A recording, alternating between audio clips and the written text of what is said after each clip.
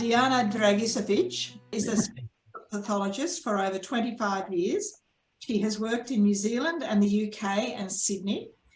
She specialises in supporting people living with neurological conditions, particularly stroke.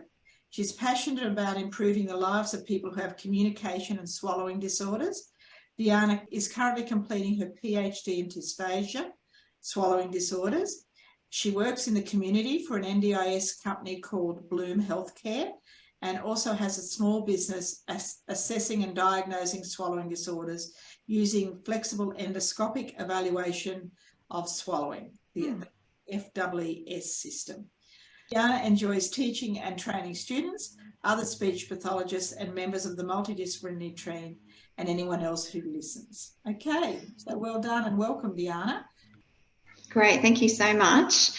And thank you for inviting me back this year. Last year I came and talked to you about aphasia, some of you might remember. And so this year I'm talking to you about dysphagia, which is the swallowing difficulties.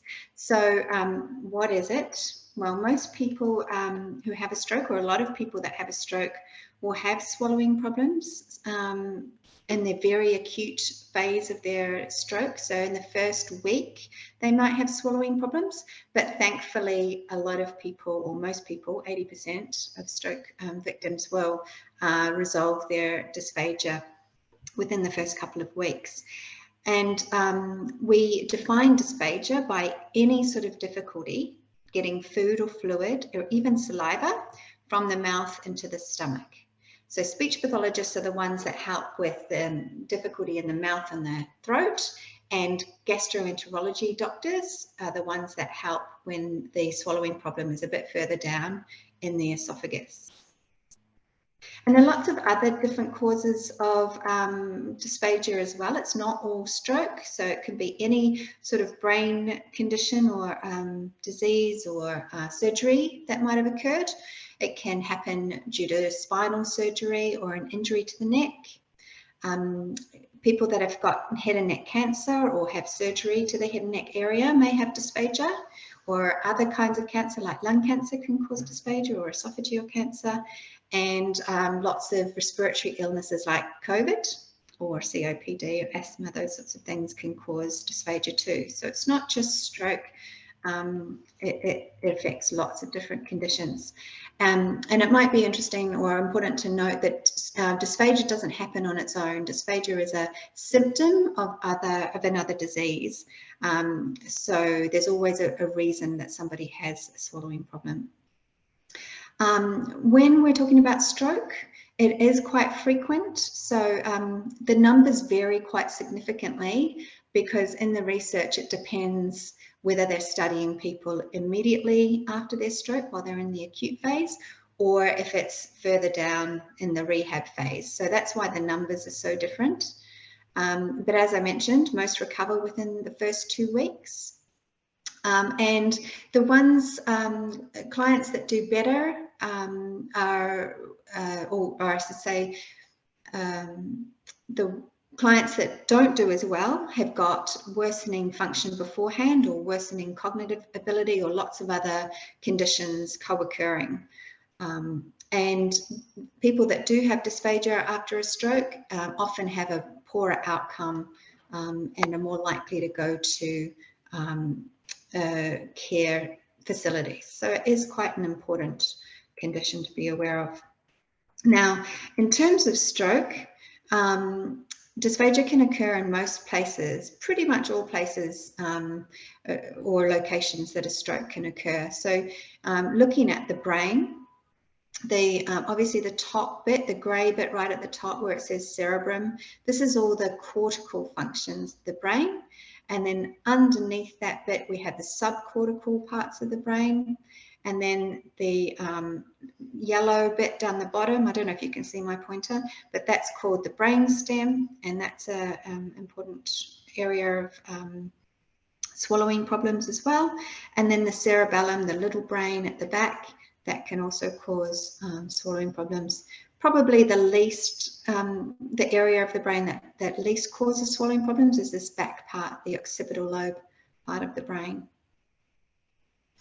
And we know that people that have cortical strokes or strokes at the top part of the brain, they'll have a lot of difficulties with the lips and the tongue. So if any of you can remember that when you were in hospital, if you had weak lips and a weak tongue, it might have been difficult to hold drinks in the mouth, and we call that labial spill, when it spills out the lips. There might have been difficulty containing the bolus, which is a little ball of food or drink, in the mouth, and that can lead to food and drink going down into the throat too quickly. And if somebody has a right-sided stroke, that can cause some sensory difficulties. So there might be difficulty feeling where the food is in the mouth, or not feeling it going down the wrong way and not coughing. And when things go down the wrong way, I'll talk about that a bit more in a minute, we call that aspiration. And when you don't feel it, we call it silent aspiration. So most people, when we cough, when we swallow, we cough. But if we don't feel it, then we don't cough, and that's called silent aspiration. And then brainstem strokes can cause a more severe and a more prolonged swallowing difficulty. So there's a condition called a lateral medullary stroke, which is in the medulla area of the brainstem, and that can cause complete loss of swallow. So nothing goes down into the esophagus at all. And I've got some videos in a minute where I can show you. So the top of the esophagus doesn't open to allow the food to go in. And they often have difficulty swallowing the saliva and have to spit the saliva out. But other locations within the brain can also cause a lot of swallowing difficulty. So often there is weakness that goes all the way from the face and then all the way into the throat as well. And so there can be weakness on one side of the throat where the vocal folds don't close very well and the pharynx doesn't squeeze on one side. And that can cause residue that sticks in the throat and then enters the airway after. So I'm going to show you some videos in a minute so I can explain it all. Now, in terms of what does it all look like in your throat, because we can't see in there from the outside. This is a view from the middle, and I'll just go over all of these things. Obviously, you've got the lips at the front, and then this big structure is the tongue.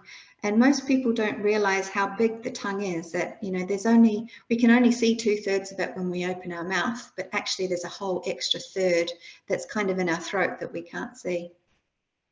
Then we have the soft palate at the back of the mouth, and that lifts up to close off the nose when we're swallowing, so things don't go up the nose. And then we have the epiglottis, which is a piece of cartilage, and that forms the most superior part of airway closure. So this is the airway here, and we call this the trachea, and the vocal cords here. Not sure if you can see my pointer, but I'm hoping you can. And so when we swallow, the esophagus is closed at rest and is at the back here, a little brown line at the back here. But when we swallow, the larynx and the trachea close, so that epiglottis flips over to form a lid. And then the vocal cords come together and the false vocal cords come together, and some cartilages at the bottom called the arytenoids move up to touch the base of the epiglottis. So as we swallow, the airway closes and the esophagus opens to allow the food to go through. I'm going to show you some pictures in a minute, but we often describe swallowing in these different phases, these 5 different phases. Really, they don't kind of all happen in separate phases, they kind of overlap. But in order to sort of get a good understanding of the different phases, you'll hear them talked about in these different types of different phases. So the first one is what we call the pre-oral phase. So that is when, you know, you see the food coming towards you and you can smell it. So you see it and you go, oh, I know that, I've had that before, that's steak and chips. And a bit of memory goes on. The smell of it makes your saliva start to salivate, makes you start to salivate, and you're kind of getting ready for what's about to come. You might look at it and go, oh yeah, that steak, that's going to need a lot of chewing. Or you might look at it and it's mashed potato and you think, I'm not going to need to chew that very much. So you need lots of cognitive awareness even before you start putting food in your mouth. Now, this is another view that we looked at before, but this is an X-ray of somebody swallowing, what we call a video fluoroscopic swallowing study. And here, this big black ball, that's the food that's mixed with barium. And so the oral preparatory phase is when the food, what we call a bolus, is put into the mouth, and it's either chewed if it's food, or it's held there by the soft palate and the back of the tongue coming together to make sure it doesn't go down into the throat before they're ready. So this bit is sort of like the preparation for swallowing. And as this is happening, there's still breathing going on. So there's open airway of the trachea. So you can still breathe when you've got food in your mouth.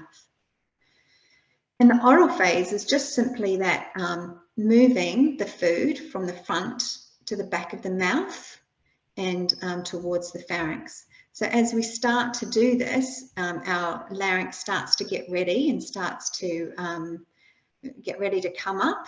But we're still able to breathe as this goes on, and this only takes a second, so it's quite quick. So you've moved the food from the front to the back of the mouth, and then as the food or drink, the sensory function of the throat detects when the food and drink is at a certain point and initiates a pharyngeal or a throat part of the swallowing to take over, and that part is a reflex.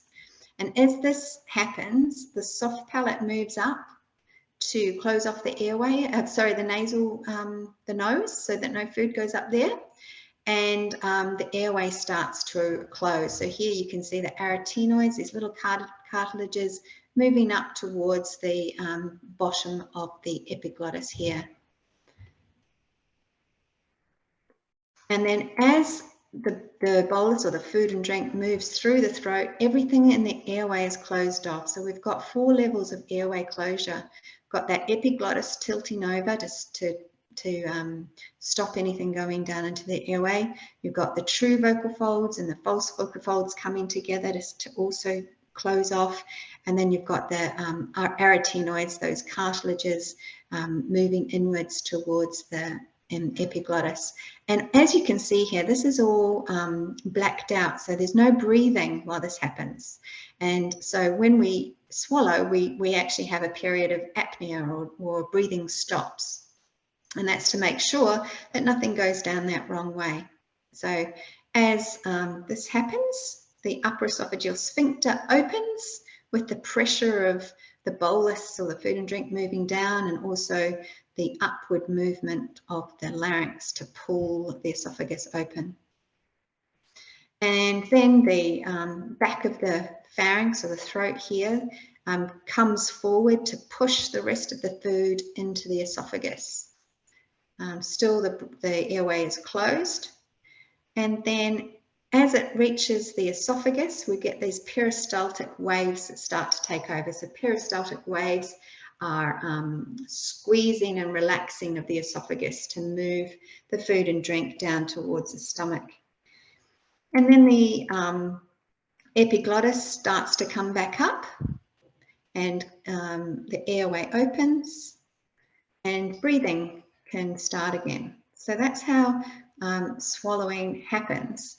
And it looks so complicated, don't you think it's so complicated? There's so many muscles involved. There's over 30 pairs of muscles that are involved in that. And the sequence all has to be in the right order for it to go to go quickly in the right way.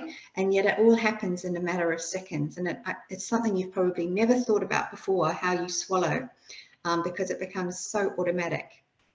So what can go wrong when you've got swallowing problems? So there are a number of different things that can happen. So as I mentioned before, if you've got weak lips, then food and drink doesn't stay in the mouth and it can come out the mouth as we're eating and drinking. If there's a weakness in the tongue, then after we've swallowed, there could be some residue that sticks in the mouth afterwards because the tongue isn't strong enough to clear it. And similarly, if the throat isn't strong enough to clear food from the throat, then food and drink can remain in the throat or the pharynx after swallowing.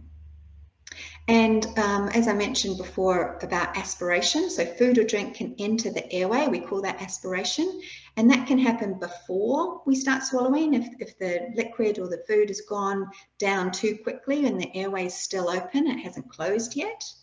It can happen during swallowing if the airway doesn't close completely when we're swallowing, or it can happen after swallowing. So if there's residue that sticks around in the throat after swallowing and then the airway opens again, it can tip into that open airway.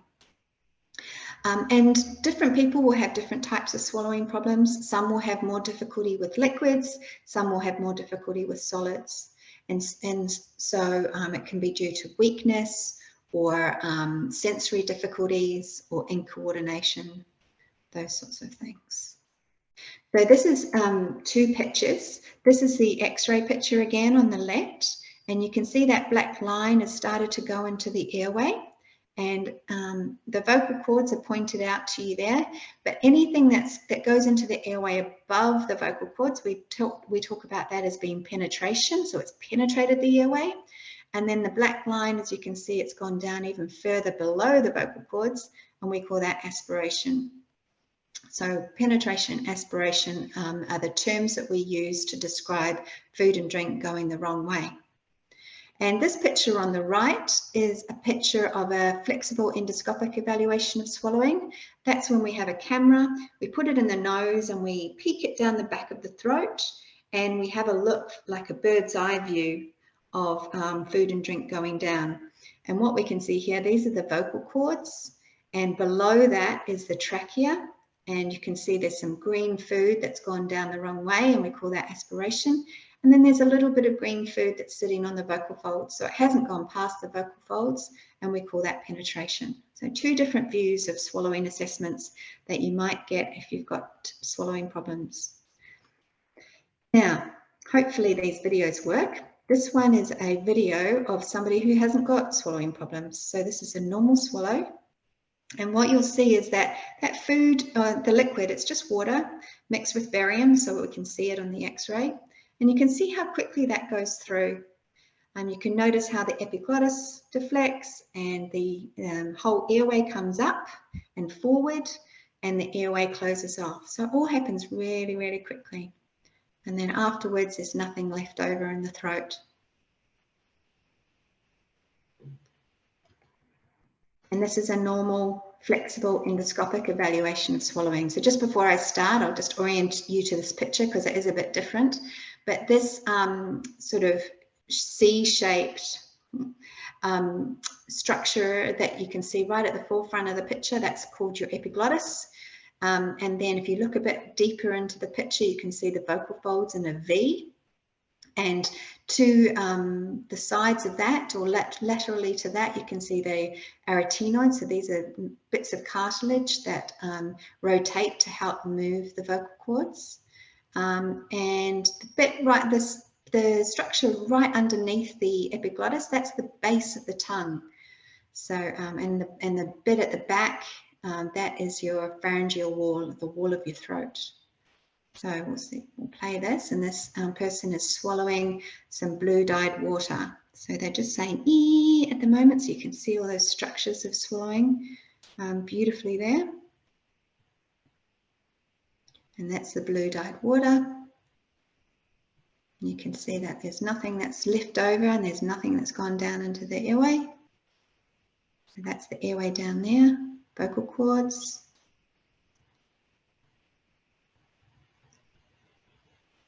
There we go.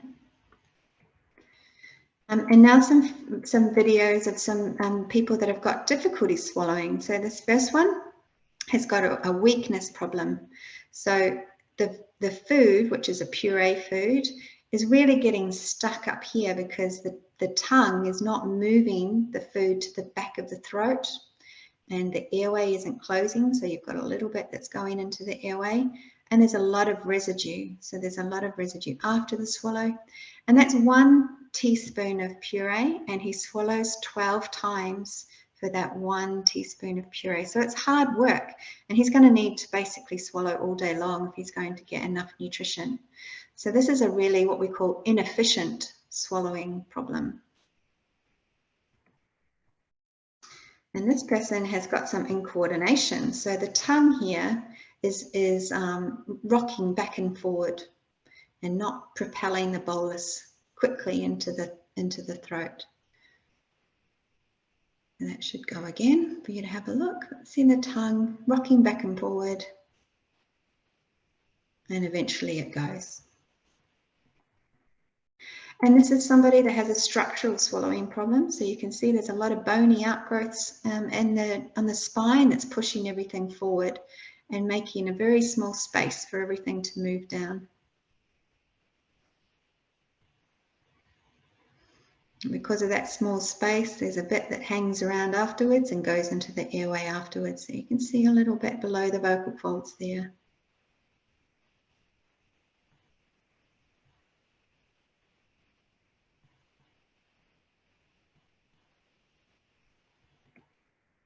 And this is a flexible endoscopic evaluation of swallowing, a FEES, with some food that's gone down the wrong way and they haven't felt it. So it's sitting, liquid I should say, sitting down below the vocal folds. You'll see a little bit of blue just below those vocal folds.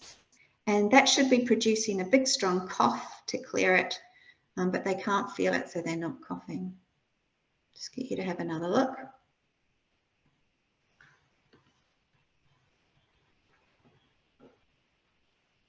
There we go. And this is somebody I mentioned before that has difficulty swallowing their saliva. So this is one of the worst types of swallowing difficulties. So this happens in a brainstem stroke where the top of the esophagus, which is at the back here, we can't see it, isn't opening. So they can't swallow the saliva. So they have to spit it out until the swallowing gets better.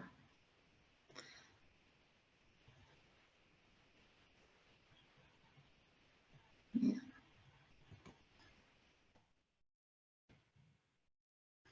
And another difficulty with lots of residue in the throat.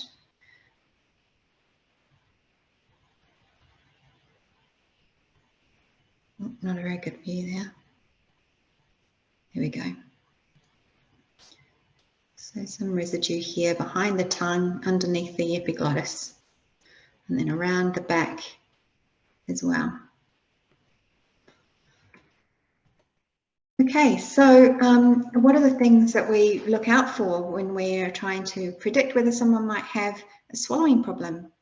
Well, the most obvious one is if there's a lot of coughing or choking or clearing the throat when somebody's eating or drinking. That's the obvious one, because that's a sign that something's gone down the wrong way. We've got sensation and we can feel it and we want to clear it.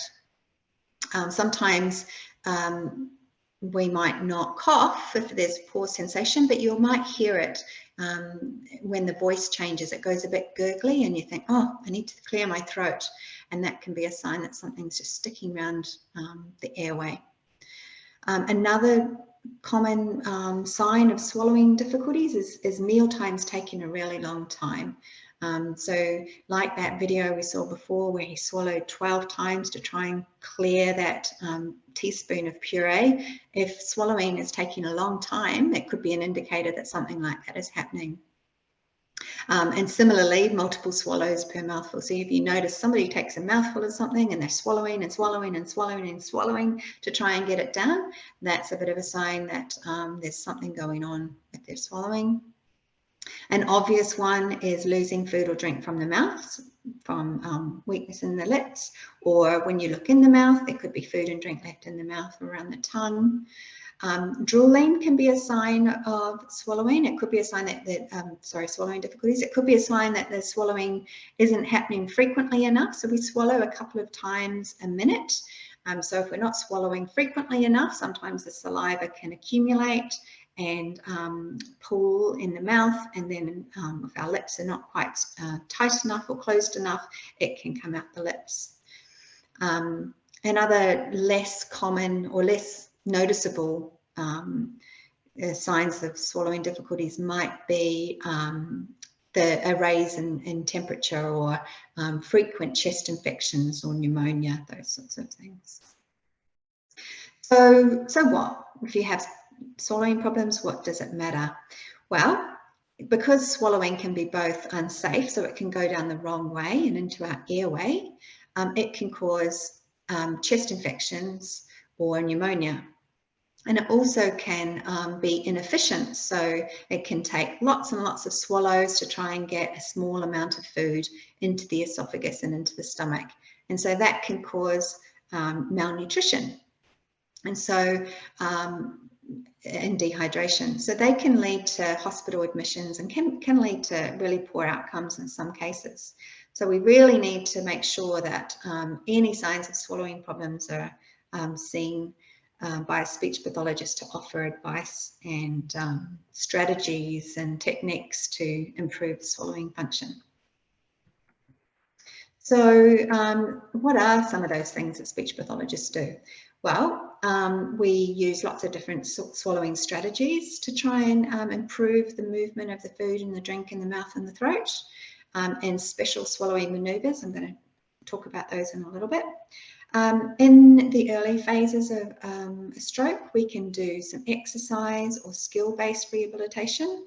And a really common one that I'm going to talk a bit more today about is diet modification. So you might know more about that too.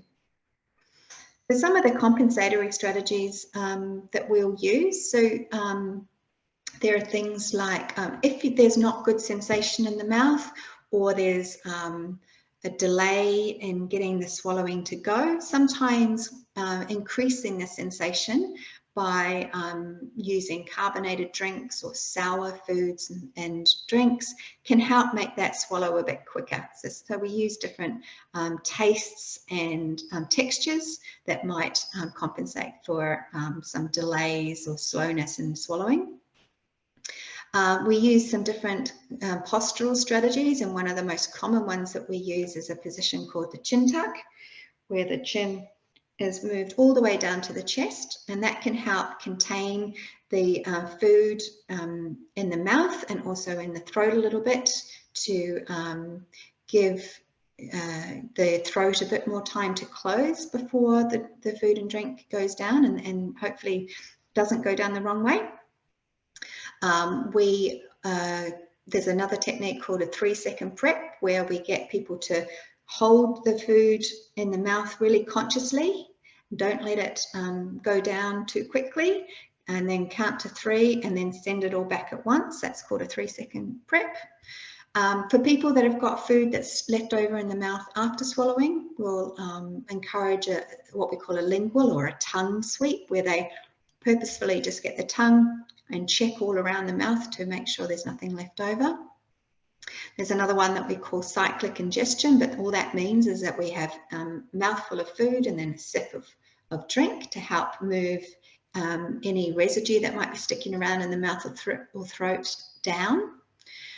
Simply doing dry swallows after each mouthful of food can help push food and drink down. We also might change the amount, the volume of mouthfuls or sips, and the speed of how quickly we're feeding to allow more time for food and drink to go down. And then there's diet modification. You might have heard that the system that we use which is called IDSI. You might have heard that before, and it's a globally standardized terminology for texture modified food and drinks.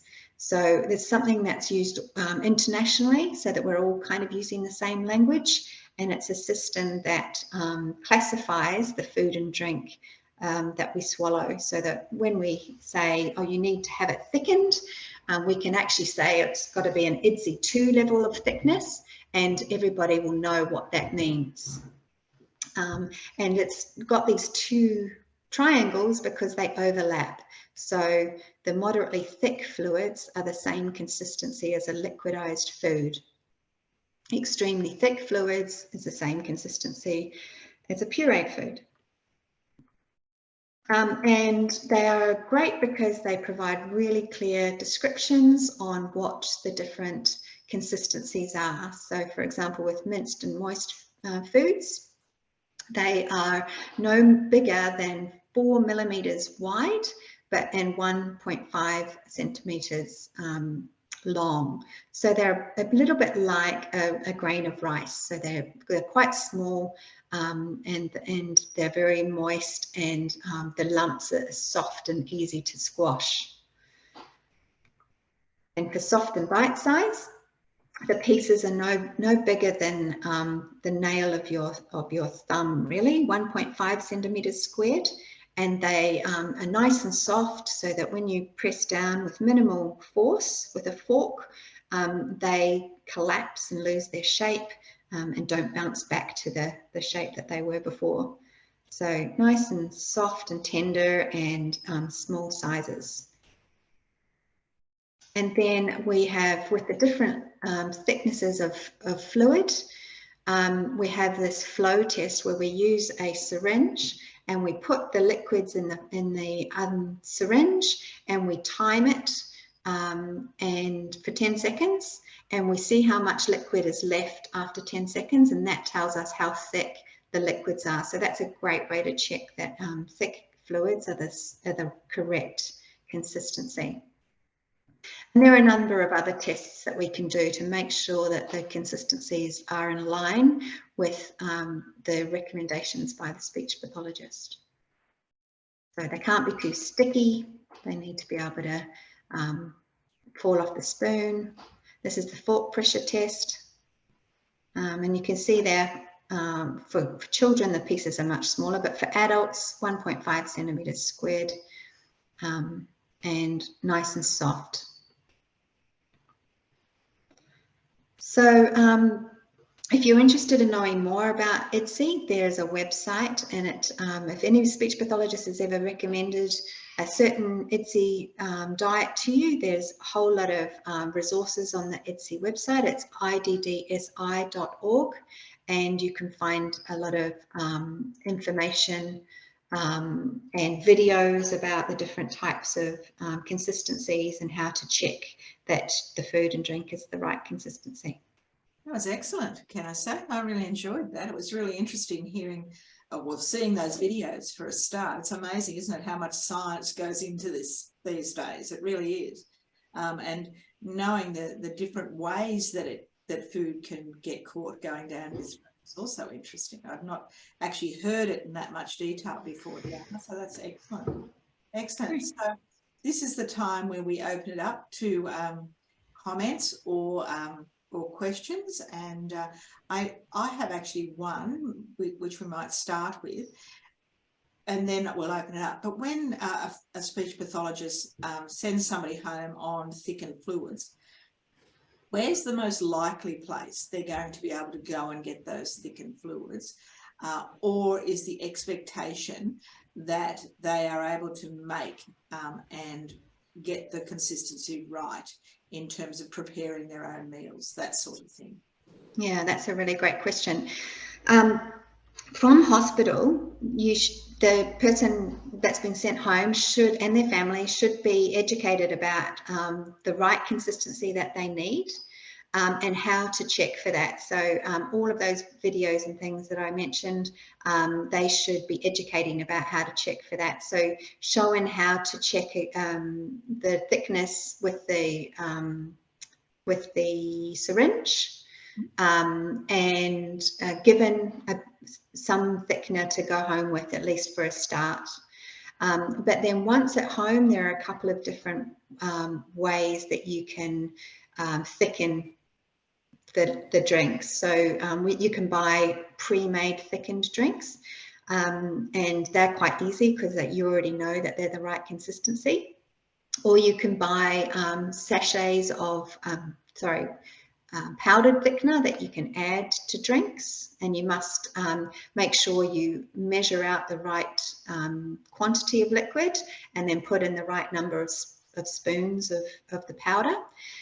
There's new liquid thickener available now, and that's in a pump bottle, and that's quite nice. It's a little bit more, people like it a bit more than the powdered thickener.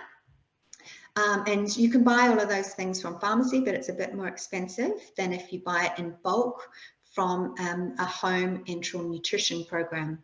So the speech pathologist can sign you up for that, and you get bulk amount of thickener for a much reduced cost. So that's called the HEN program, the Home Enteral Nutrition Program. And if you're on the NDIS, the NDIS will pay for your thickener. Okay, that's excellent. Excellent. And here's my other question, which is probably a little bit more controversial. If somebody has a PEG tube fitted, what, I guess, are the chances of them being able to regain their swallow? Or once somebody has a PEG fitted into the tummy and food is inserted through the tummy, does that mean they're never going to get their swallow back? Absolutely not. No. There's huge amounts of possibilities to regain swallowing function even years later. So people need to remember to re-access speech pathology and get it reassessed regularly. And even when you've got a PEG tube, you can still have some oral intake. It's not an all or nothing. So often there are some consistencies or a certain amount that you can manage as well as having the PEG tube. And often, well, the thing is, the more that you swallow, the more chance you've got of your swallow getting better because you're using it. And so it's better to have some oral intake than completely nothing. But definitely there's a lot of scope for improvement down the track. So yeah, just like aphasia, there's always room for improvement. And one of the issues that we always have with stroke is that when somebody is tired and fatigue is often an issue, that the symptoms become worse. So as the day progresses, is it likely that somebody who has swallowing issues are going to have more difficulty getting the food down in the correct way? It's possible. I mean, everybody's different, so it depends how the swallowing is affected. And that's when we work really closely with our dietitian colleagues as well, so that they can look at that and say, well, if your swallowing's getting worse in the evenings, let's bulk your calories in the early part of the day, or eat more frequently, smaller amounts, so that you don't get too tired eating one whole meal throughout the day as well. So yes, we work very closely with dietitians that can help. Even just little things like, you know, instead of having just milk in your porridge, have full cream in your porridge to boost up those calories. So yeah. Oh, excellent. All right, everybody. Well, could we all say thank you very much, please, to Dijana for an excellent presentation this afternoon. It was great. And thank you very much, Dijana, for your No problem at all. It's a pleasure.